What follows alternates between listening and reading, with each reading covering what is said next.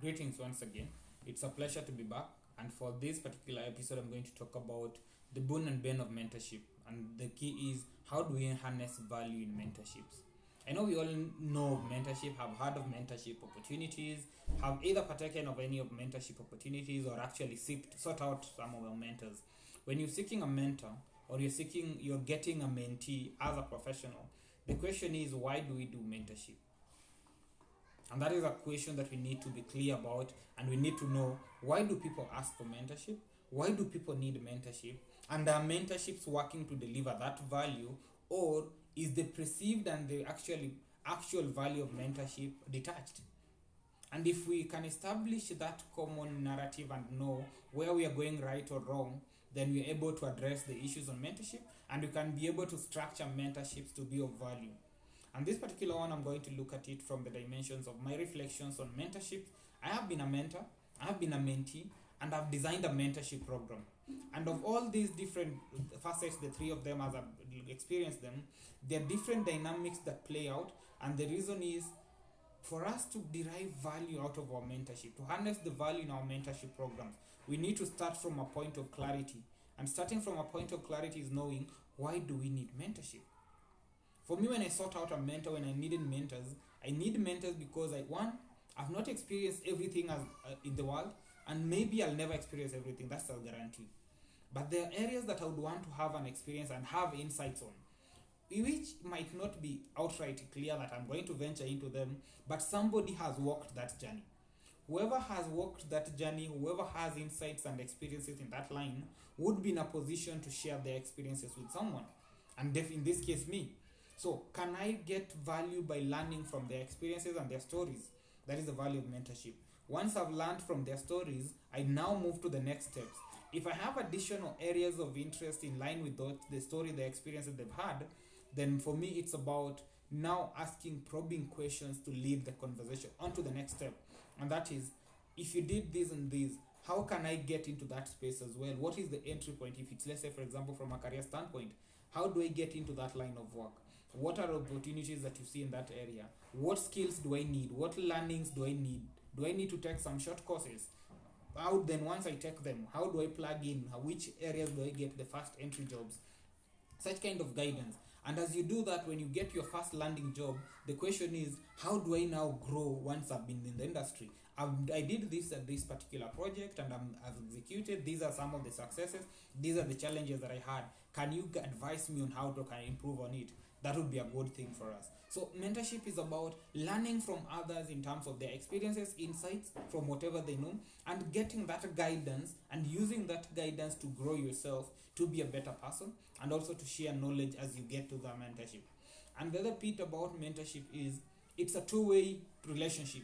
It's a human connection that is of value, that is bi-directional, in the sense that the mentor, having had experience in certain areas and has preferential information, then they're able to share that information. But as they do that from a mentee standpoint, you are young in the industry. You're having so many questions that you need to ask. These questions are going to probe thinking in the mentor. That is kind of reverse mentoring, and you're also sharing your perspective from the generation that you're coming from the advances that you're into. We have different perceptions, different perspectives, and different socio contexts. And those contexts will influence how we think and how we process information. And therefore, being able to ask those questions from a mentee standpoint is going to shape that conversation as we move forward. So understanding that is the basis upon which we have mentorship programs, then the next thing is, once you've known whatever is happening, starting point, do you have an area of interest that you'd want to get mentorship on? For me, certain areas I've had, certain areas I didn't know I had an interest. And therefore, the question is, if you don't have an interest, are you willing to find somebody who is willing to start that conversation with you? You might not have an interest area that much, or you might not have the clarity. You're in clinical pharmacy, you have interest in regulatory affairs, you have interest in pharmacovigilance, all the different dynamics, the portfolios and areas of practice that you'd go into, they're there. And at the start, you might not be so certain on which area do I want to go into. The first point is establishing touch-based engagements with mentors or probable professionals who can give you insights. Once they've given you those insights and you now make clear decision on which area do I want to go into, then start that conversation and make the mentorship work for you. and it has to be of mutual benefit. When a mentor is guiding you, you need to be responsive in the sense that if you're given a task, are you following up on that task? If you've been given insights and you're applying them in your day-to-day activities, are you able to share the learnings and the experience that you gained from that mentorship, and are you sharing that with them? That would be a good thing for you. Then the key next step for us in terms of mentorship, and I think the one thing that we need to look at that is failing our mentorship. Mentorships are of value and they are good as per the discussion that I've had just from the starting of this and all that you've had. But also there are certain failings that we have in our mentorship programs. Mentees, we are reaching out to mentors seeking mentorship, but it's not mentorship that we are seeking. We are coming with misconstrued perceptions and actually hidden interests, hidden agendas. I'm looking for a job, but I'm telling somebody I'm looking for a mentor. That person will be offering mentorship to you, but they're not out there looking for a job for you. So if you really need a job from that person, then in your mentorship plan, just mention you need to learn about that industry. And in learning about that industry, what you're hoping for is gain insights, get a job that way you can apply the insights and the learnings, so that from a mentor standpoint, they're already clear that this person is looking for a mentor, but they're also looking for a job, they are unemployed. Rather than having somebody posing to be a mentee willing to just learn for the mentorship bit, but in reality they are looking for a job. Therefore, there will be mismatched interests, and even the communication will not be forthcoming and will not be guided towards the ultimate goal because the objectives are different. The mentor and the mentee must have an alignment of the agendas and the interests, and that is one thing that we need to do. We need to ensure is integrated. And a mentorship plan has to have an objectives, and the objectives have to be clear. What do I intend to achieve at the end of this mentorship period with this person? And if I've known what I want to achieve by the end of the session, then I need to get clear and see how am I doing it, the deliverables, what are the key performance metrics and indicators to show that I'm learning and I'm gaining the possibilities of what I needed to do towards the next steps of my life.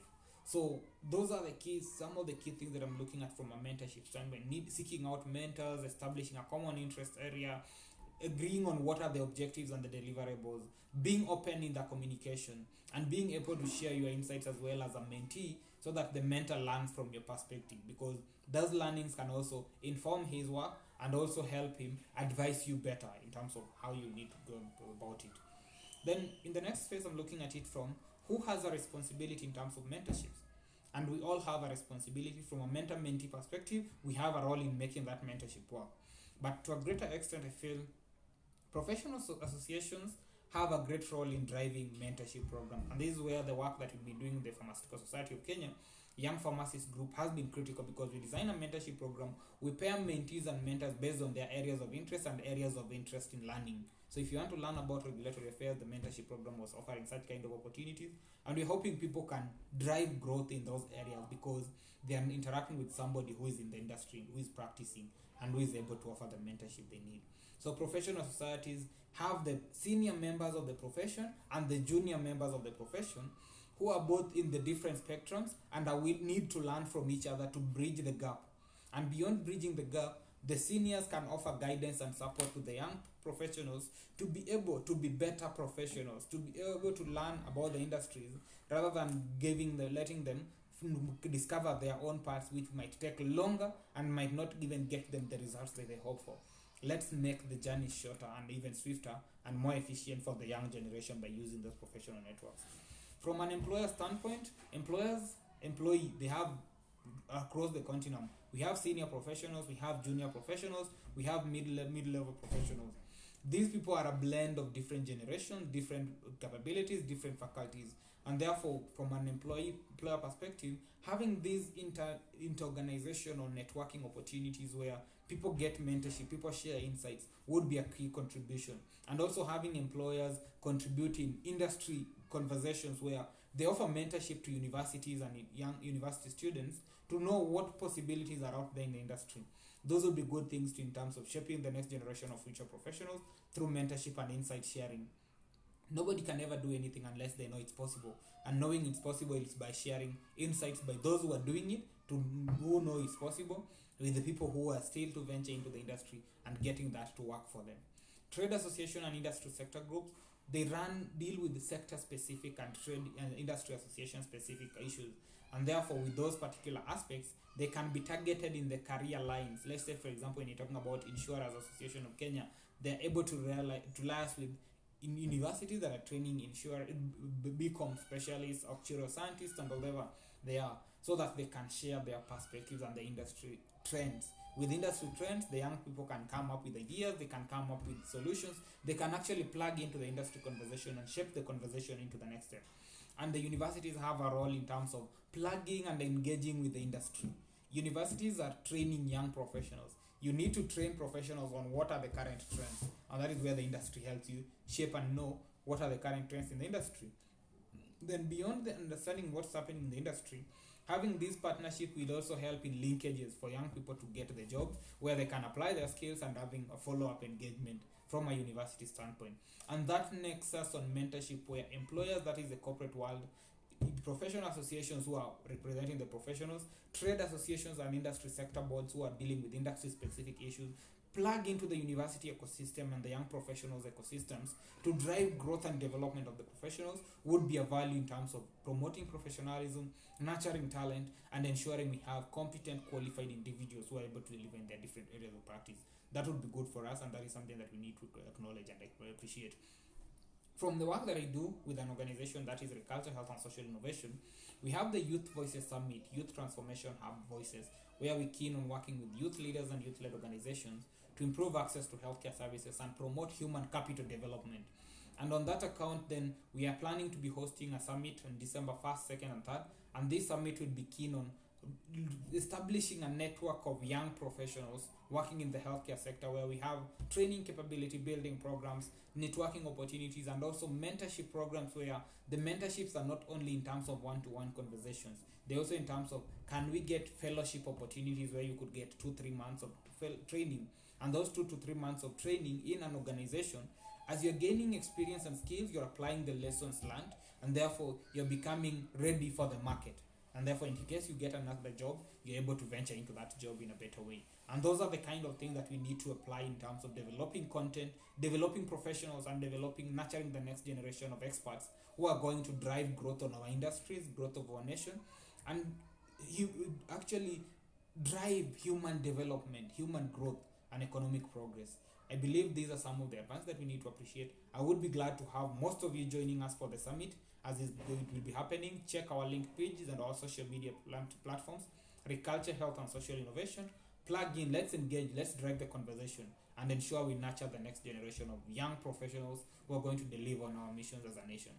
Thank you so much for following. If you enjoyed the conversation, please subscribe to the channel, share with your friends and networks, subscribe, knock the bell button. Let's engage, let's get the notifications, and share whatever perspectives you feel we need to look into, so that in the subsequent video I'll be discussing some of those particular questions and also responding to some of your concerns, so that we drive the conversation. It becomes a conversation, not a talk. Thank you so much, and let's engage next Sunday.